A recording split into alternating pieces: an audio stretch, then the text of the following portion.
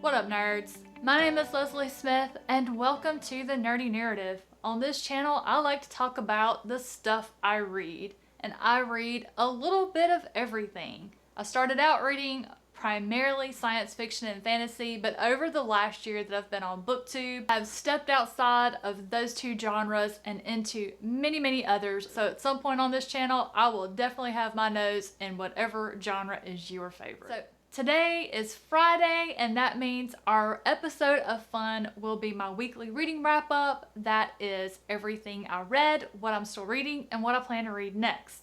First, I did get a piece of book mail this week. I was really confused because it came from a bookstore in Michigan I'd never heard of. There was no note inside. The book was beautifully wrapped. So I was like, okay, somebody I know got this for me because they had to have my address. So I stuck a picture of it up on Instagram and I was like, hey, come forward so I can thank you. Turns out it was my friend Vish from Books with V. She got me Kingdom of Ash, which is one of the books in the Throne of Glass series by Sarah J. Maas.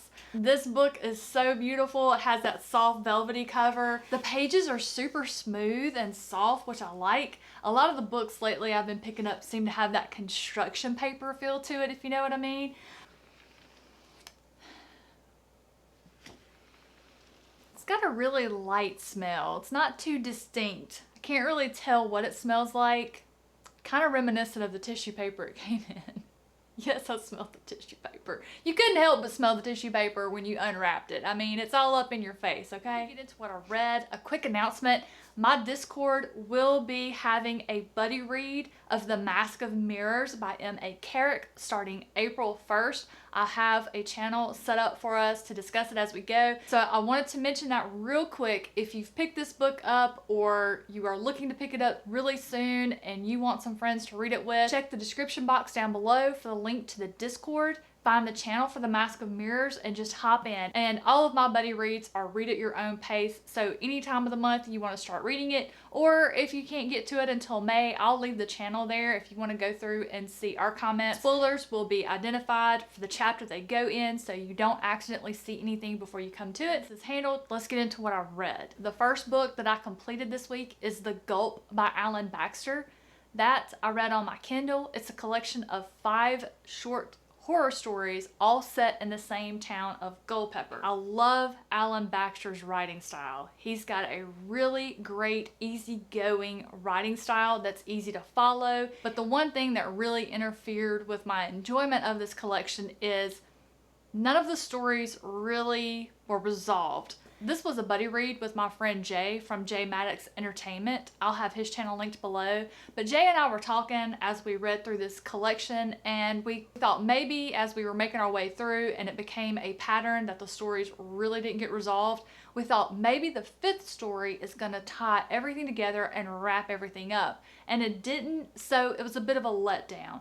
I did hear that there may be another collection of Culpeper stories coming out. I don't know that I care enough to read those for fear of more of the same, but if some other reviewers read it and say, yes, this ties up everything with a nice little bow, then I might well step out and read it. But as it stands, if you're someone who doesn't enjoy unresolved endings, you might not like this collection. If you're someone who does enjoy having enough information to then suppose your own ending, then you would like it, because there is enough information given where you can let your imagination do the rest. For me, the stories were too short, and I know that's a crazy thing to say, but they were too short. Right as it got amped up, right as it got good, it was over. I mean, it's like he chose to end it at the best part. So the potential is there. I will definitely be reading more of Alan Baxter. I just might stay away from his short stories. The book that I finished reading is Severed by Joshua Marcella. Severed is the prequel to his novella that came out last year, Scratches.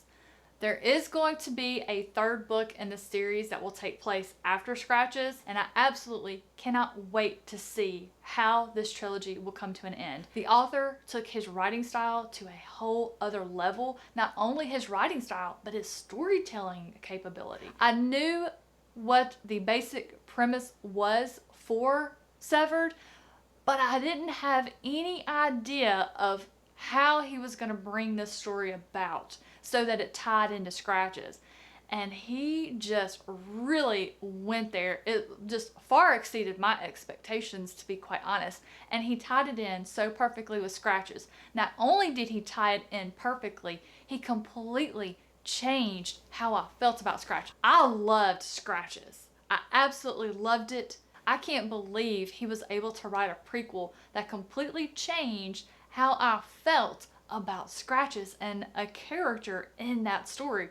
It is amazing. I was also super fortunate to be included in a group of booktubers who got to speak with Joshua Marcella about Scratches and Severed. I'm going to have that linked in the description box down below. And we did keep the conversation about both books spoiler free, at least by our standards. I know different people have different opinions of what is a spoiler, but if you're interested in checking that out, I'll have that down below for you.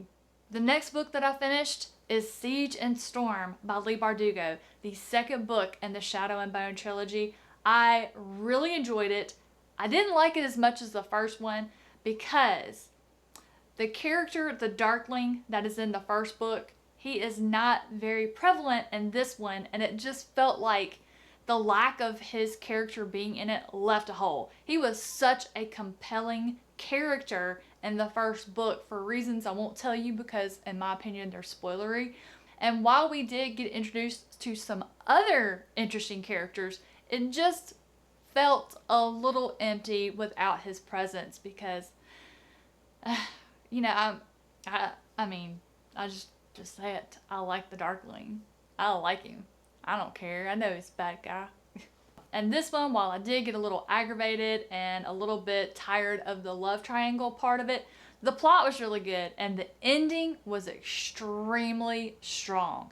Very strong. I wanted to go right into the third one. Unfortunately, I have some books that I have got to get read because I have live streams coming up. So I haven't had time to read Ruin and Rising yet. And the next book that I finished just yesterday was As I Lay Dying by William Faulkner. I actually listened to this one on audiobook. It had 4 different narrators that really helped make a distinction between the many different characters of the story. So if you're one who is leery of audiobooks with several different POVs, I think you might be safe getting this one because like I said, all of the voices are different. So this story is about a family. The mother has died. And then the journey of the family as one son labors to make her a coffin that has to be just so before they can leave. Things that happen on this journey for them just to get to Jefferson County to lay this poor woman to rest. I mean, it just provides excellent fodder to be a National Lampoon's movie. And I actually posed that question in a literary discourse channel where we were buddy reading this book. I was like, all right, so this would be a National Lampoon movie. What character would Ryan Reynolds play? And one of the other readers popped in Starscream Live and goes, Ryan Reynolds would be the mom and he would be in the coffin the whole time, just making remarks to all the kids and making his funny faces in reaction to the things that they're saying and the things that are happening around them. And I just got the biggest kick out of it. Y'all, there was so many things, so much stupidity on behalf of these different family members. And while they all seemed kind of normal in the beginning, by the time I was like 2/3 of the way throughout the rest of the book, I'm just constantly turning the page going, mistakes were made. These characters, man, they were just all having a time. I really enjoyed seeing and hearing all of the different characters' point of views and perspectives as this journey was made. It was very interesting. I did discover there was a movie directed by James Franco about this book. From what I hear, it follows the book very closely, so I am going to watch that and see what I think about the movie. It was definitely a very enjoyable Faulkner novel. That takes care of everything that I read. Now let's slip over into what I'm still reading. I finally started the second book in the First Law trilogy, Before They Are Hanged by Joe Abercrombie. And as you can see, I'm flying through it. I am already over halfway through. I've got about 200 pages left, and I expect to have this one done today or tomorrow. This book is crazy good. The plot, wow. So the first one did not have hardly any plot whatsoever, But the characters were so good and entertaining that I didn't even care. But Before They Are Hanged more than makes up for that. There is so much plot. It's such a good story. All of the things that are happening, I am enjoying very, very much. But because it is the second book in a trilogy, I don't want to tell you what I'm enjoying about it, because it's all stuff that takes place in this book, not in the first one. So if you haven't read the trilogy, it would totally spoil the first one for you. But needless to say, I am pleased. I also started and still reading The Conductors by Nicole Glover. I have the e-arc from NetGalley on my Kindle. I am currently about 36% of the way through and just not invested in this book at all. I'm buddy reading this with my friend Sharon from the channel Sharon Dwyer, and she and I are kind of on the same page. She's not as far as me quite yet, so it is possible that she might get caught up in the story. I'm not invested in any of the characters. None of them. I don't care about a single one of them. None of them have really been developed in a compelling way for me to care. I am a little interested in a magic system. Celestial magic. They draw star signs, constellations that come to life and do things like that protect, and they provide lookouts for when they're investigating a case. I love it. That is a very visual magic for me. That part I really, really love. From what I've gathered of the plot so far, this couple called in by others to investigate murders or disappearances where magic may be concerned. That sounds great. Unfortunately, where I'm at with it right now, it's so loose that I just don't care. I don't care. I don't care about this book. I am going to stick it out and try at least one other big reading session with it to see if something happens that pulls me in. But the forecast for this one right now is a DNF. And then the final book that I'm still currently reading is The Brothers Karamazov by Fyodor Dostoevsky. This is a read-along hosted by The History Shelf, A Musical Bookworm, Christy Lewis, and the boys at the Codex Cantina. I was a little behind in my reading. I did read a good chunk of it this morning, and I found that I was right about a prediction. So I'm definitely feeling validated today for that. It's always exciting when I'm right, because I'm usually so far off base with my predictions that I get made fun of. Covered what I read, what I am still reading. Let's talk about what I'm going to read next.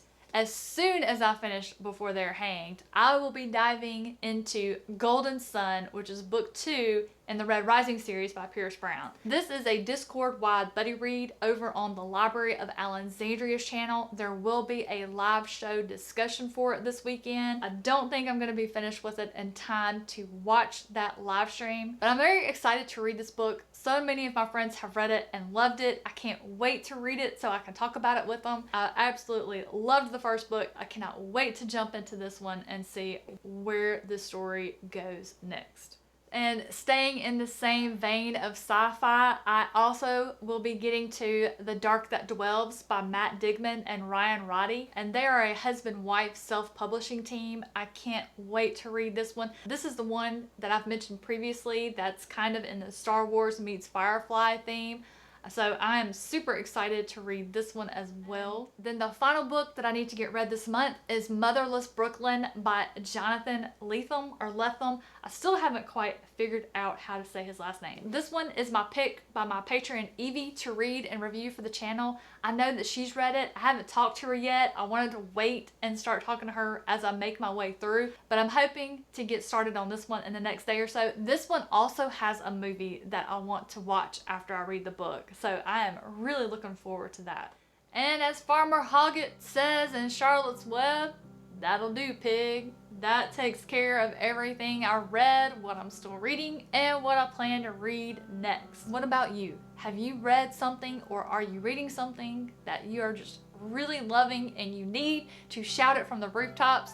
Let me know down below. Guys, as always, thank you so much for watching and supporting what I'm trying to do here on my little channel. I post videos every Monday, Wednesday, and Friday at 9 a.m. Eastern. I hope your morning has gotten off to a great start. I hope the rest of your day is absolutely fantastic, and I'll see you soon.